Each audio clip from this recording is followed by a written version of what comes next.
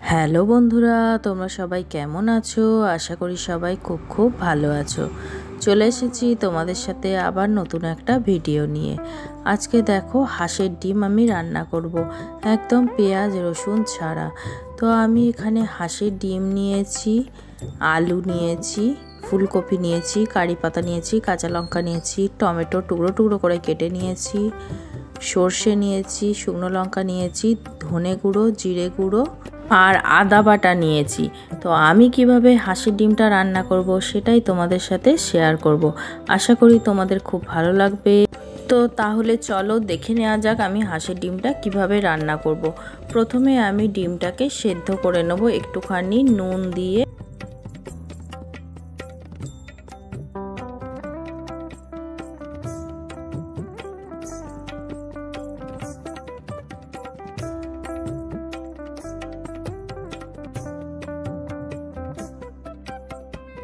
এদিকে ডিমটা সেদ্ধ হতে থাক, আমি এদিকে গরম জল বসিয়ে নিয়েছি।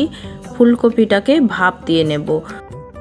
দেখো ফুলকপিগুলো দিয়ে নিলাম, সাথে অল্প করে একটু নুন দিয়ে নিয়েছি।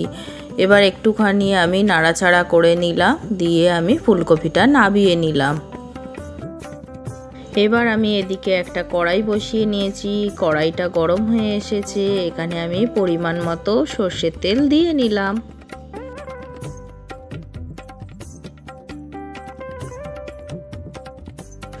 দেখো তেলটা গরম হয়ে এসেছে, খুন্তি দিয়ে নাড়াচাড়া করে নিলাম। এবার এখানে অল্প করে নুন দিয়ে নিলাম, অল্প করে তেলের মধ্যে হলুদ দিয়ে নিলাম, আর অল্প করে কাশ্মীরি লঙ্কা গুঁড়ো দিয়ে নিলাম। দিয়ে সুন্দর করে একটুখানি নাড়াচাড়া করে নিলাম।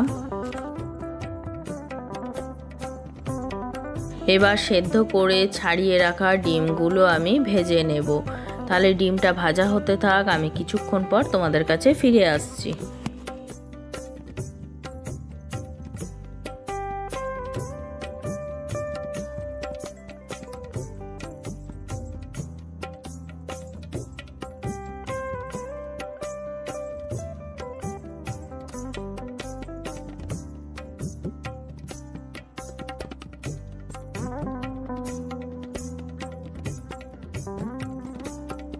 কিছুক্ষণ পর তোমাদের কাছে ফিরে এলাম। দেখো ডিমগুলো ভাজা হয়ে গেছে, এবার আমি ডিমগুলো নাবিয়ে নেব। দেখো ডিমগুলো নাবিয়ে এবার কেটে রাখা আলুর টুকরোগুলো ওই তেলের মধ্যেই আমি সুন্দর করে ভেজে নেব। আলুগুলো ভাজা হয়ে গেলে একইভাবে আমি ফুলকপিটাও ভেজে নেব। তাহলে চলো আলুগুলো ভাজা হতে থাক, ফুলকপিটা ভেজে নিই, তারপরে আবার তোমাদের কাছে আমি ফিরে আসছি।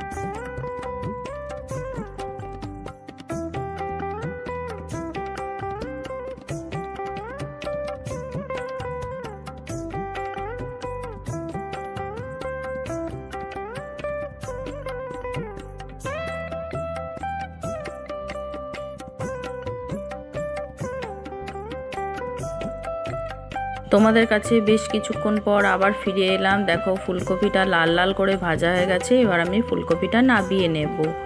কড়াইয়ে যে তেলটা আছে তার মধ্যে আমি বেটে রাখা আদাটা দিয়ে নিলাম, বেটে রাখা কাঁচা লঙ্কা দিলাম। তোমরা আরও একটু বেশি করে কাঁচা লঙ্কা দিতে পারো, আমি অল্প করেই দিয়েছি।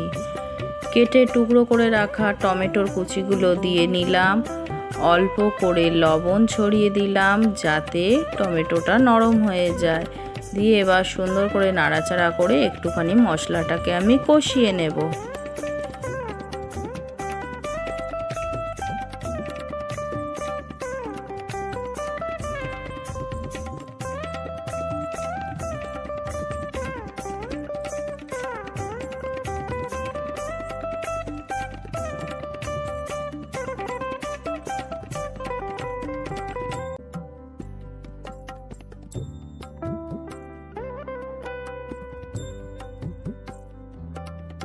দেখো এখানে টমেটোটা কিন্তু একদম নরম হয়ে গেছে। তার মধ্যে আমি এখানে 1 চামচ জিরে গুঁড়ো দিয়ে নিলাম, 1/2 চামচ ধনে গুঁড়ো দিয়েছি, দিয়ে সুন্দর করে একটুখানি নাড়াচাড়া করে নিলাম। তারপরে অল্প করে জল দিলাম, জল দিয়ে আবার নাড়াচাড়া করে মশলাটাকে কষানো হতে দিলাম।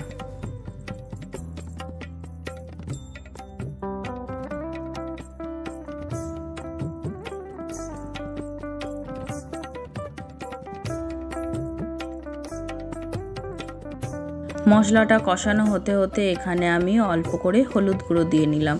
হলুদ গুঁড়ো দিয়ে আমি আবার সুন্দর করে একটুখানি নাড়াচাড়া করে মশলাটা কষানো হওয়ার জন্য অপেক্ষা করি।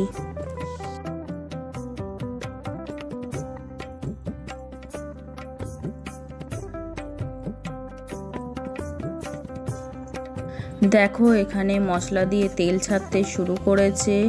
এখানে আমি অল্প করে লঙ্কা গুঁড়ো দিয়ে নিলাম। তোমরা যে যেমন ঝাল খাবে সেইভাবেই দিও লঙ্কা গুঁড়ো।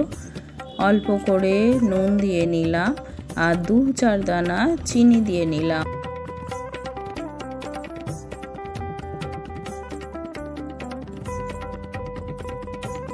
দিয়ে আবার একবার নাড়াচাড়া করে নিলাম। দেখো মশলাটা কষানো হয়ে তেল ছাড়তে শুরু করে দিয়েছে। এবার আমি এখানে ভেজে রাখা আলুর টুকরোগুলো দিয়ে একবার নাড়াচাড়া করে নেব আলুর সাথে।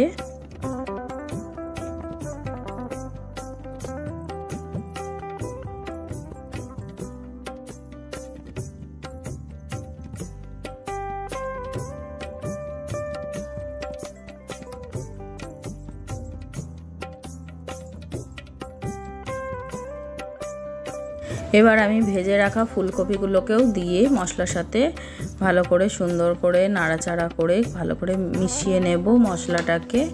আলু ফুলকপি একসঙ্গে নাড়াচাড়া করে মশলাটা সুন্দর করে মিশিয়ে নিলাম। এরপরে আমি একটা বাটিতে জল গরম করে রেখেছিলাম। এবার আমি জলটা যে গরম করে রেখেছি সেই গরম জলটা এখানে আমি দিয়ে নেব।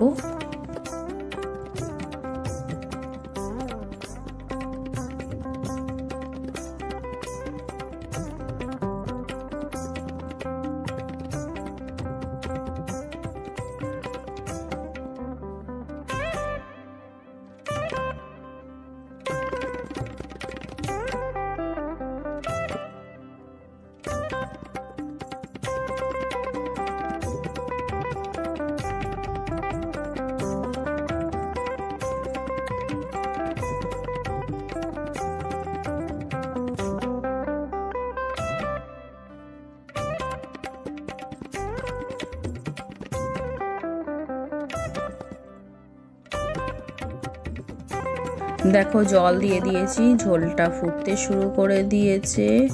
এবার আমি ভেজে রাখা ডিমগুলোকে এর মধ্যে আমি দিয়ে নেব। ডিমটা দিয়ে একটুখানি নাড়াচাড়া করে আলুটাও কিন্তু সেদ্ধ হয়ে এসেছে।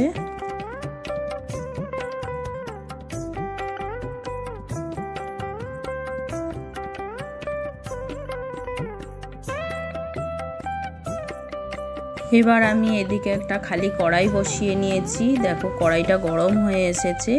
এখানে আমি 1 চামচ ঘি দিয়ে নিয়েছি।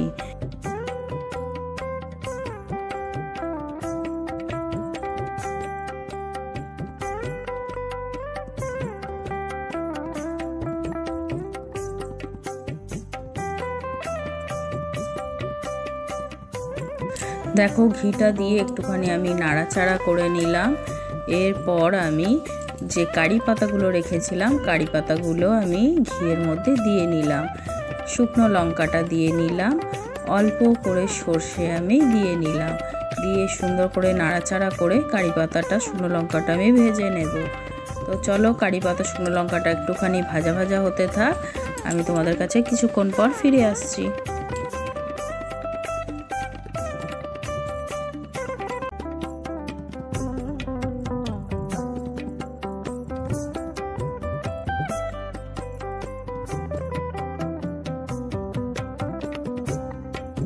কারি পাতা শুকনো লঙ্কাটা দেখো ভাজা হয়ে গেছে, লাল লাল হয়ে গেছে। এবার আমি এটাকে একটা বাটির মধ্যে ঢেলে নিয়েছিলাম। এই ছোকটা উপর দিয়ে আমি ছড়িয়ে দেব, দিয়ে সুন্দর করে নাড়াচাড়া করে নেব পুরো তরকারিটার সাথে। এরপর আমি তরকারিটা নামিয়ে দেব। আমার রান্নাটা এখানেই কমপ্লিট হয়ে গেল। আশা করি তোমাদের খুব ভালো লাগবে। আর আমি করে খেয়ে দেখেছি, সত্যি ভীষণ সুন্দর হয়েছে, খুব ভালো লেগেছে। আশা করি তোমরাও করে দেখো, ভালো লাগবে। সব সময় পেঁয়াজ রসুন খেতে ইচ্ছে করে না, মাঝে মধ্যে এইভাবেও যদি ডিম রান্না করা যায় তো দারুণ লাগে। তো চলো আজকে তোমাদের কাছে এই রেসিপিটা শেয়ার করলাম। তো আশা করি তোমাদের ভালো লাগবে। ভালো লাগলে লাইক কমেন্ট শেয়ার করো আর মার ইরিগেশন চ্যানেলের পাশে থেকো। আজকের মতো টাটা। নেক্সট অন্য কোনো ভিডিওতে আবার তোমাদের সাথে দেখা হবে। ততক্ষণ পর্যন্ত তোমরা ভালো থেকো, সুস্থ থেকো, সাবধানে থেকো।